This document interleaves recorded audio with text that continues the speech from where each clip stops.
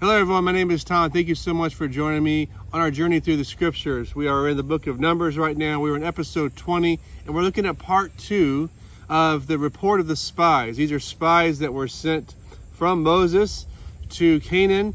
God had already told Moses that he was giving Canaan the land to them and that they were going to survey this land and survey their enemy. And what they knew about Canaan and the Canaanites were that they were ruthless people, very evil. They were doing child sacrifices and all kinds of evil things like this. And God was saying, their time is up. I want Israel to take this land. And it's an amazing land that they're about to take. And they had this word of the Lord. And so the spies are sent out. And after 40 days, they come back. 10 of those 12 spies give a very negative report. And you can hear more about that in episode number 19 of Journey Through the Scriptures. A lot more details about that. And we're going to look here in the report of the 2 other spies. But to just summarize what the other 10 were saying is they like, man, these guys, these Canaanites are ruthless, evil people. They already knew that. But when they got a first-hand look at it, they said, man, these guys are giants, literally giants, and we look like grasshoppers compared to them. So the way they viewed them, the way they viewed themselves was so skewed, they had forgot totally that God gave them a word of the Lord. And that is something that is so relevant to us today. Sometimes the things that we're staring down, the things that are coming to us, the things that we're facing in life, our circumstances seem to tower over us and seem to be like, man, there's no way we can overcome this situation. But I will tell you, if you have a word of the Lord, or you just know the character of your God, you can know that you can make it through anything. God will help you and encourage you along the way. And so this is what the story is about. Now, the other 2 people, Joshua and Caleb, they had a whole different report. Go right now to Numbers chapter 14, 6 through 10. But Joshua the son of Nun and Caleb the son of Jephunneh, who were among those who spied out the land, tore their clothes. This is what they were saying in response to the report of the 10. They're like, man, this is crazy.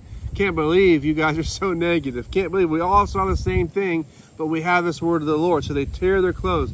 Tearing their clothes was the thing they did back in those days, just to show their utter disgust about something, or that they were beside themselves at something that someone said or something that someone did. This was a way of showing like, man, this is crazy.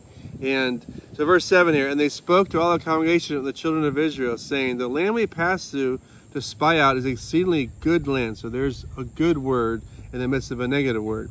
If the Lord delights in us, and he will bring us into this land and give it to us, a land which flows with milk and honey. Sounds kind of sticky, right? Anyway, good land. Only do not rebel. It's funny, when I think about that, I think of that VeggieTales story. Maybe you know what that is, but they did a whole thing on the milk and honey thing. Kind of funny. Verse 9. Only do not rebel against the Lord, nor fear the people of the land, for they are our bread. Their protection has departed from them, and the Lord is with us. Do not fear them. And all the congregation said to stone them with stones.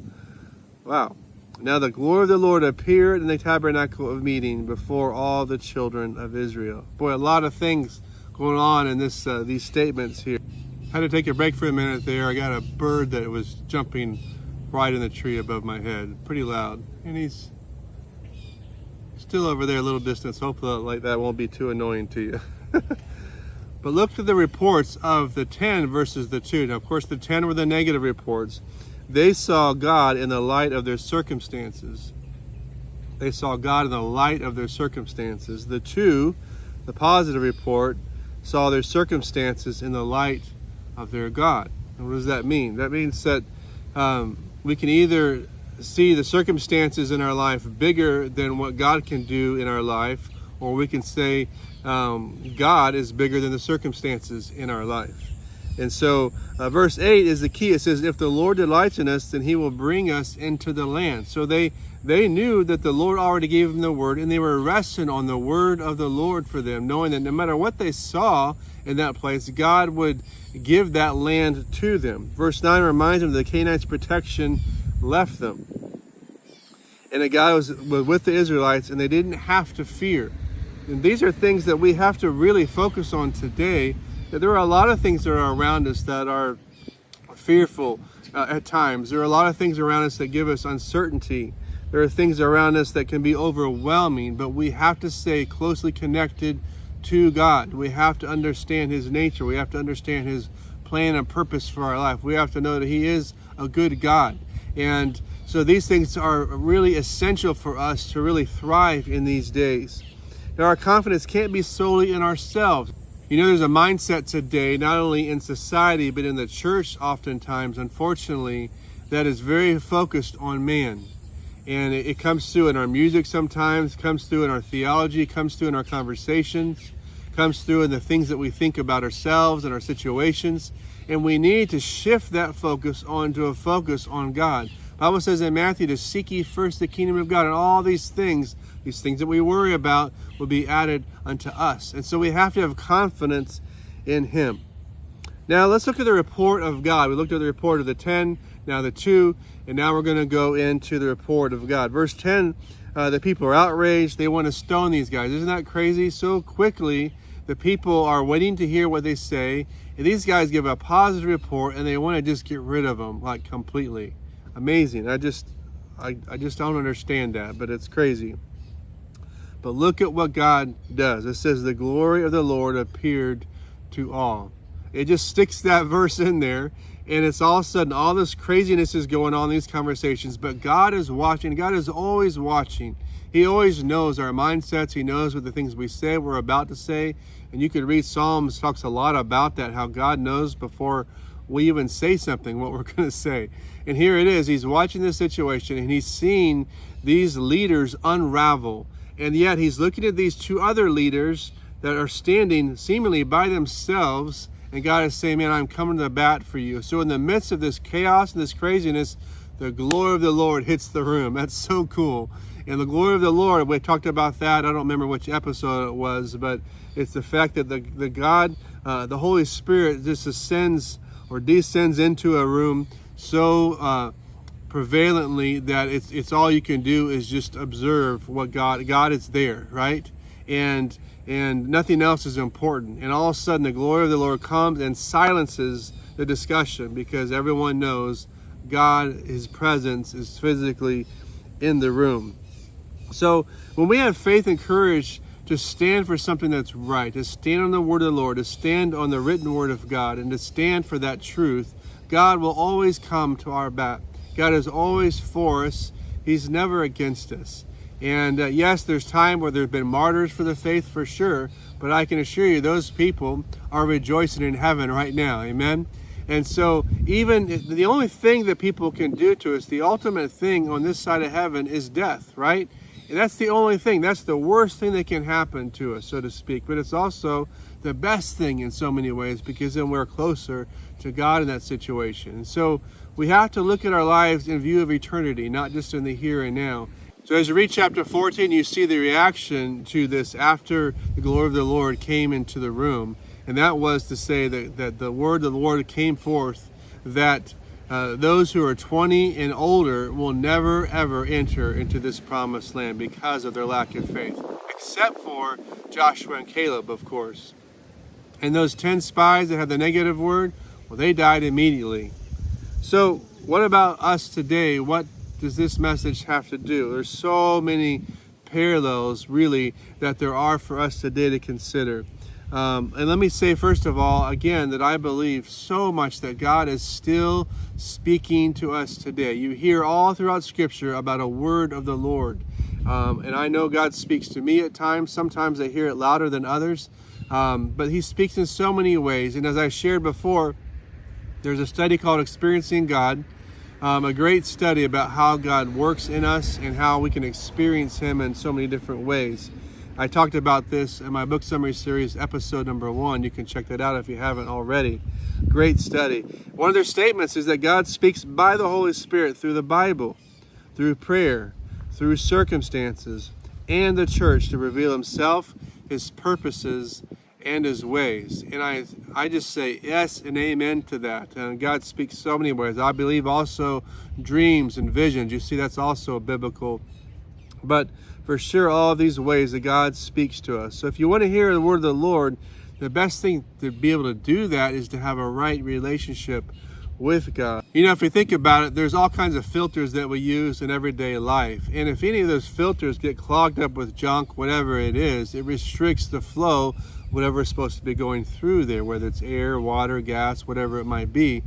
And it's the same with us spiritually, that if our lives are full of stuff, that whether it's unbelief or fear or anxiety or it's sin, or it's thoughts that really aren't helping us in our walk with the Lord, all of those things will restrict the flow of God's Spirit coming to us and through us. So it's going to be hard for us to hear God because we're looking so much at all these other things. Again, in this situation, our circumstances are becoming louder and bigger than what God is trying to say to us.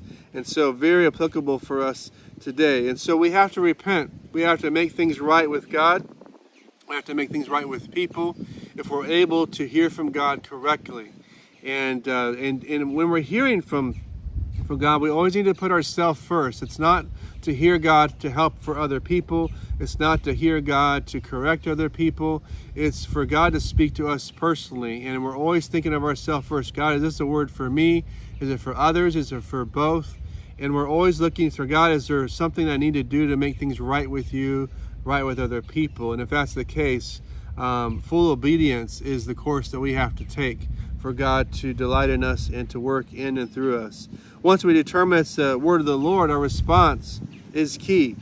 In every case, the word of the Lord requires action on our part, whether it is intentional prayer about it, seeking God, watching this plan unfold, and always obedience, whatever it might be. And there might be several aspects to a word of the Lord. God might say, do this.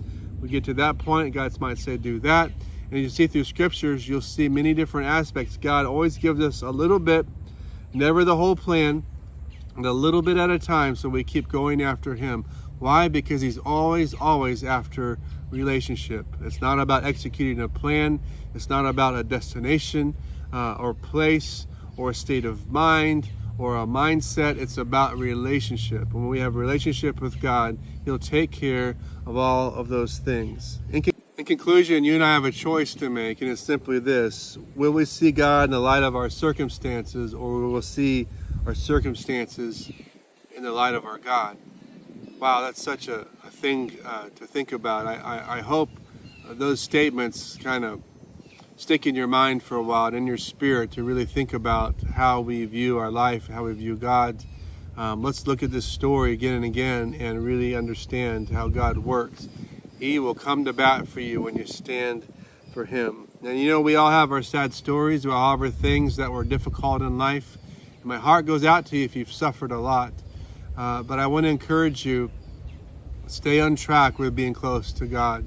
Stay in that grip with him and allow him to hold you. As my grandmother said many times growing up, and it's been a while since I've shared this on our episodes, but she always said, Tommy, put your little hand in God's big hand. And that is the best advice anyone has ever given me in life. And it's something I remember often.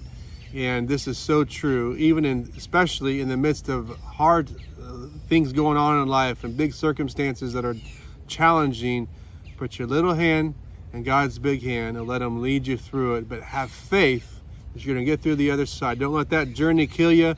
Allow God to help you to have faith and see the joy in the journey. And that's why James can say, count it all joy when you go through trials and circumstances. God's at work. He wants to do great things in the midst of craziness, so God can get the glory, and his glory can come and be part of our lives. I want to close with a verse, Numbers chapter 6, 24 through 26, one of my favorite passages. The Lord bless you and keep you. The Lord make his face shine on you and be gracious to you. The Lord to turn his face towards you and give you peace. That's God's plan for you, my friend. He wants to help you so much. Stay close to him. Listen for him to speak and respond in rapid obedience. Thank you so much for listening. If you're far from God, I encourage you, make your life right, repent of your sins, and allow him to come into your life and change your course forever. You can go to our website, tomandrhoda.net. There's lots of free resources, as always, on there, especially if you're just exploring Christianity or you want to go deeper. There's all kinds of levels of resources there for you to use to go deeper in your faith and understand more who God is. So thanks again. Have a blessed day. God bless you.